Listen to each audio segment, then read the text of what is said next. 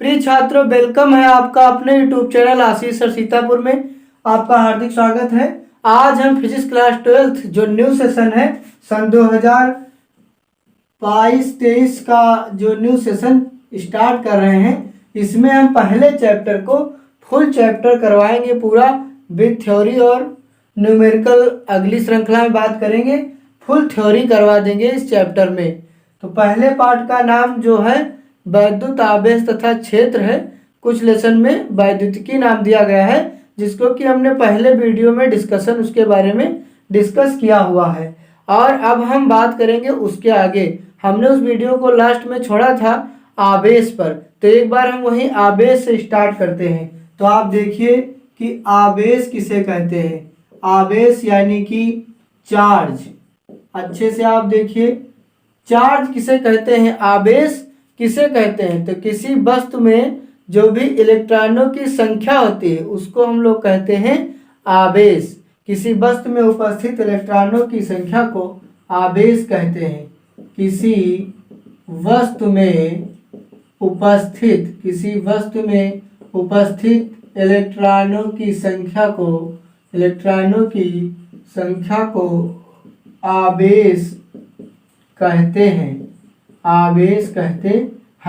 ये हमने बात की थी, किसी वस्तु में उपस्थित इलेक्ट्रॉनों की संख्या को आवेश कहते हैं। और हमने फार्मूला भी लिखवाया था कि आवेश एक अदिश राशि है। आवेश एक अदिश राशि है। कैसी राशि है? अदिश राशि है।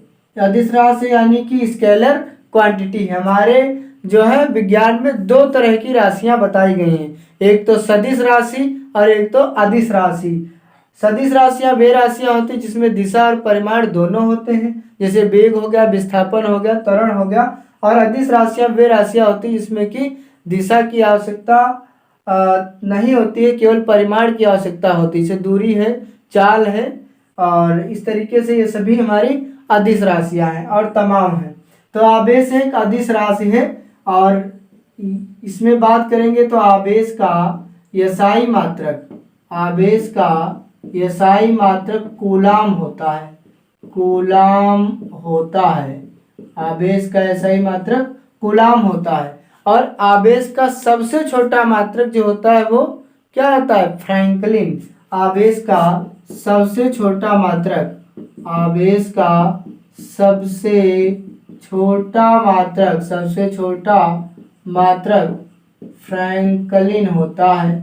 फ्रैंकलिन होता है। इसे याद रखना। एक सूत्र यहां से लिखेंगे, Q बराबर I इंटू टी। आवेश बराबर धारा गुणे समय। आवेश का मात्रक क्या होता है? कूलाम होता है, पढ़ चुके हो आप। धारा का मान क्या होता है? एम्पियर। धारा का होता है एम्पियर इंटू समय का सेकेंड। तो आवेश का एक मात्रक क्या निकल कर के आया? आवेश का मात्रक निकला हमारे पास एम्पियर इंटू सेकेंड। अच्छा, एक तो ये मात्रक हो गया एम्पियर इंटू सेकेंड, और एक हमारा हो गया कूलाम। अगर हम यहाँ बात करें विमीय सूत्र के आवेश की, तो यहाँ पे लिखेंगे कि आवेश का विमीय सूत्र। तो आवेश का विमीय सूत्र लिखने के लिए धारा की विमा और समय की विमा। तो धारा की विमा क्या होगी? एम्पियर यानी ए होगी, और समय की यानी बड़े ब्रैकेट के साथ टी होगी। एक में जब मिला के लिखेंगे तो हो जाएगी A1 T1, यानी A एक बार T एक बार। और अगर लिखना चाहें यम भी लगा के तो M0 L0 T1 A1। शायद बच्चे जानते होंगे जो फर्स्ट क्लास में पढ़े हैं इस चीज़ को, वो अच्छे से समझ पा रहे होंगे। तो ये आवेश के बारे में जो है आप इसको नोट करिए। हम आगे बढ़ते हैं।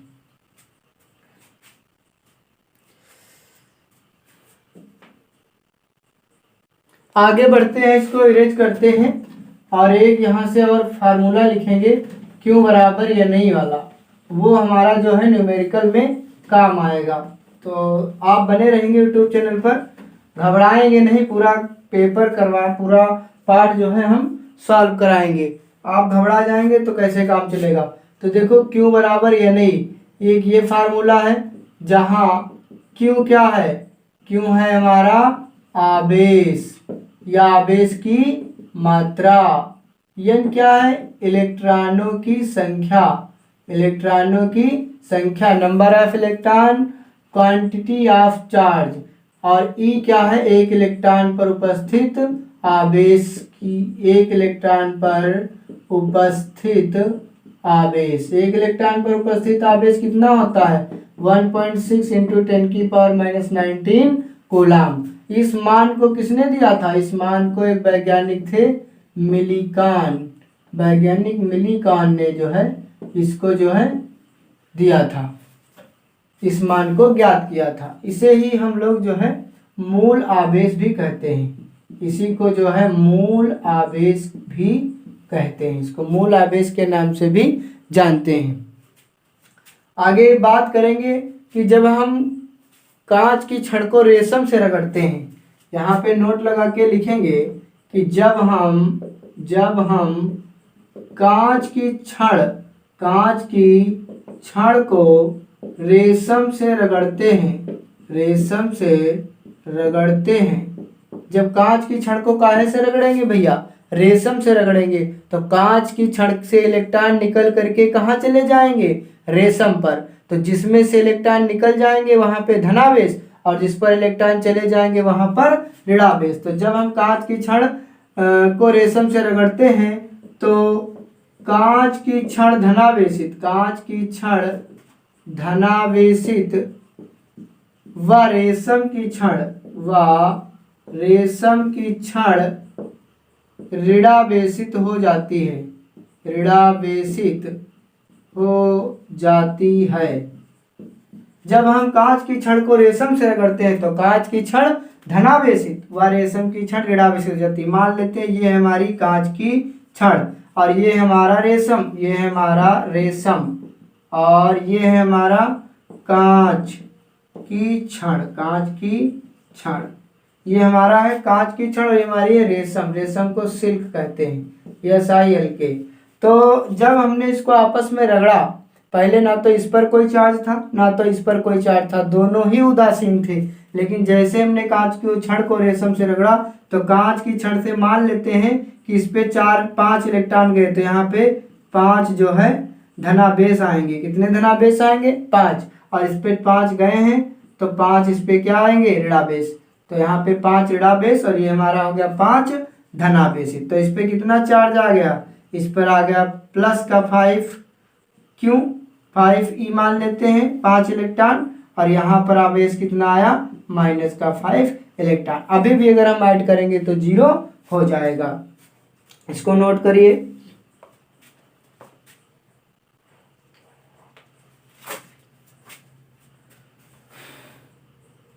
तो इसको जो है इरेज करते हैं और आगे बढ़ते हैं।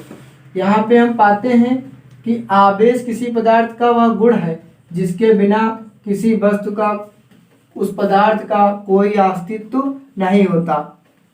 सभी वस्तुओं में क्या होना चाहिए? चार्ज होना चाहिए। यदि चार्ज नहीं है तो उस वस्तु का कोई, उस पदार्थ का कोई अस्तित्व नहीं होता है। यहाँ पे लिखेंगे कि आवेश किसी पदार्थ का, आवेश किसी पदार्थ का वह मूलभूत गुण है, वह मूलभूत गुण है। आवेश किसी पदार्थ का वह मूलभूत गुण है जिसके बिना उस पदार्थ का कोई अस्तित्व नहीं होता है, कोई अस्तित्व नहीं होता है। एक बात अच्छे से समझ लीजिए, आवेश जिसमें चार्जिंग नहीं है, जिसमें कुछ रोष नहीं है, जैसे आपने हिंदी में कविता पढ़ी कि वह वीर नहीं है, वह पत्थर है जिसमें स्वदेश का प्यार नहीं। तो आवेश किसी पदार्थ का वह मूलभूत गुण है। आवेश रहना चाहिए, गुस्सा रहना चाहिए, क्रोध रहना चाहिए और भी तमाम तरह का आवेश होना चाहिए जिसके बिना उस पदार्थ का कोई अस्तित्व नहीं होता। और भी इसमें सीखेंगे कि यदि किसी वस्तु पर आवेश है, यदि किसी वस्तु पर द्रव्यमान है तो पक्का है कि उस पर कुछ ना कुछ आवेश होगा। ये भी आप याद कर लीजिए।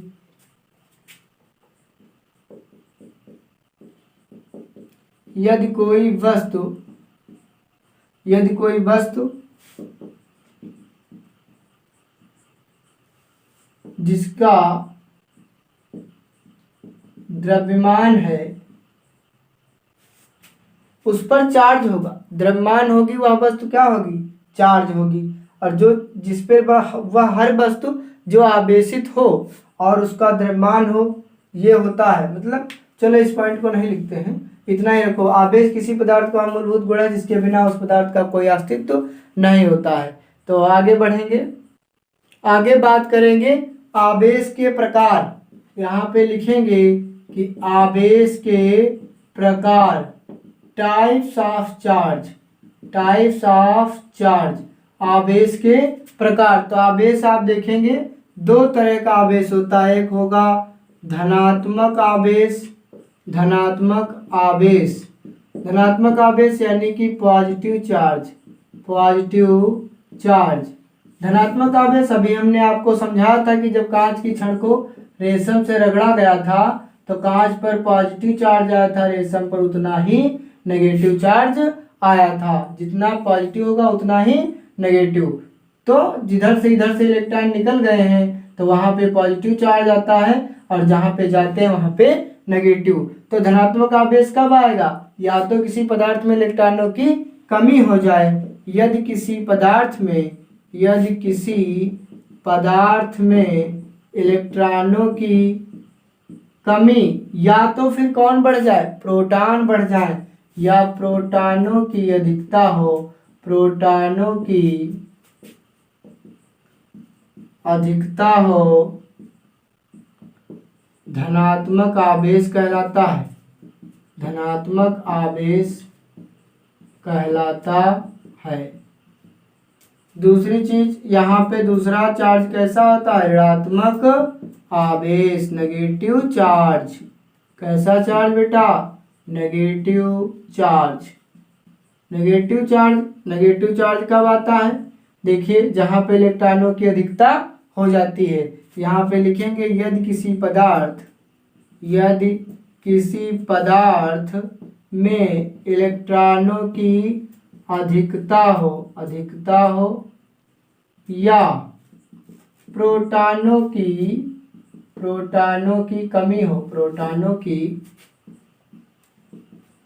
कमी हो, ऋणावेश कहलाता है, ऋणावेश कहलाता है। तो यहाँ तक आप जो है इसको नोट कर लीजिए। फिर एक बार समझा देते हैं, धनात्मक आवेश यदि किसी पदार्थ में इलेक्ट्रॉनों की कमी, यानी वहां से इलेक्ट्रॉन निकल जाएंगे तो वहां पे पॉजिटिव चार्ज आएगा, या तो फिर प्रोटॉनों की अधिकता हो तो धनात्मक आवेश कहलाता है। क्यों, क्योंकि प्रोटॉनों पर प्लस चार्ज होता है। ऋणात्मक आवेश, नेगेटिव चार्ज यदि किसी पदार्थ में इलेक्ट्रॉनों की अधिकता हो या तो फिर प्रोटॉनों की कमी हो जाए तो वहां पे ऋणावेश कहलाता है। आप इसको नोट करिए, आगे बढ़ते हैं। नोट कर लिया होगा, इसको जो है रफ करते हैं।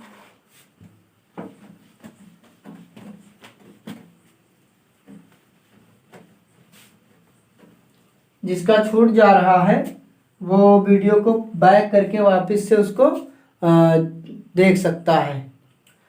तो आगे बढ़ेंगे, आगे जो है कुछ थ्योरी की बात करेंगे। आगे देखेंगे कि आधुनिक मतों के अनुसार प्रत्येक द्रव्य, जो भी आप द्रव्य देखते हैं, मैटर देखते हैं, तो यहाँ पे एक पॉइंट लिखते हैं कि आधुनिक मतों के अनुसार, आधुनिक मतों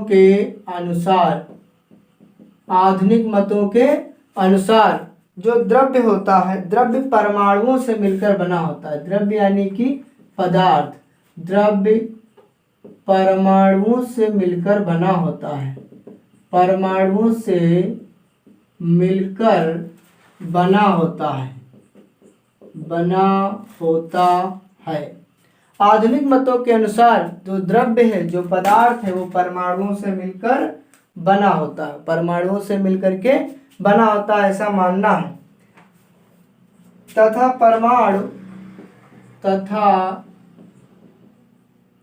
परमाणु जो है, परमाणु किससे मिलकर बना होता है, नाभिक एवं इलेक्ट्रॉन से। परमाणु नाभिक एवं इलेक्ट्रॉन से मिलकर बना होता है। आधुनिक मतों के अनुसार द्रव्य जो है परमाणुओं से मिलकर बना होता है।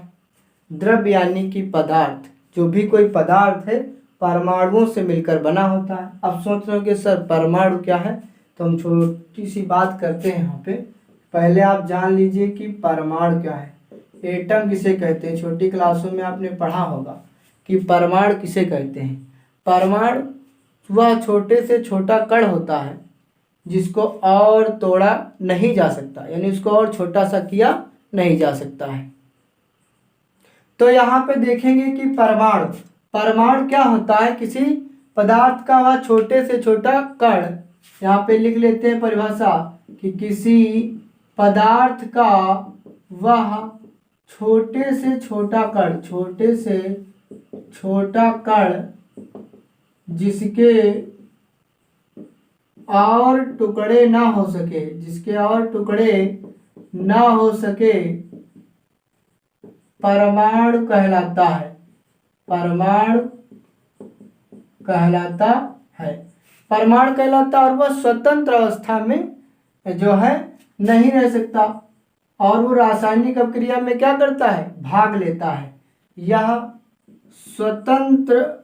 स्वतंत्र अवस्था में नहीं रह सकता तथा यह रासायनिक अभिक्रिया में भाग लेता है। रासायनिक अभिक्रिया में भाग लेता है।